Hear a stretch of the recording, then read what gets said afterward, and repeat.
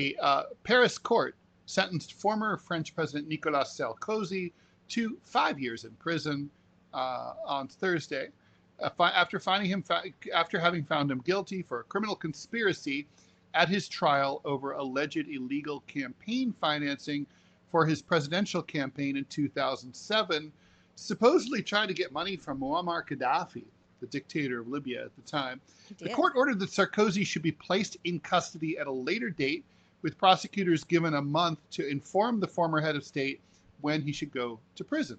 Even if Sarkozy appeals, he still is going to have to go to prison during his appeal. Sarkozy was acquitted on 3 other charges, including corruption. But the judge, Nathalie Gavarino, said he had allowed his close aides to act with a view to obtaining financial support for his campaign. 2 former close aides were also convicted. His former right-hand man, Claude Jouéan, was found guilty of passive corruption and falsification, while former minister Brice Hortefeux was found guilty of criminal conspiracy. Eric Woerth, Sarkozy's campaign treasurer, was acquitted. Overall, the ruling suggests that the court believed that the men conspired to get Libyan funding for Sarkozy's campaign, but the judges weren't convinced that Sarkozy himself was directly involved in the funding effort, or that any Libyan money actually ended up being used in the campaign. So this has actually been dragging on for a considerable amount of time. He was charged back in 2020, which is why I guess we kind of thought that he'd already gone to prison.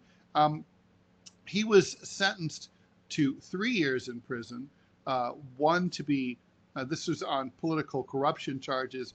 On another charge, he was convicted of corruption in 2 separate trials. His first conviction was for 3 years in prison, 2 suspended, 1 in prison. He appealed that.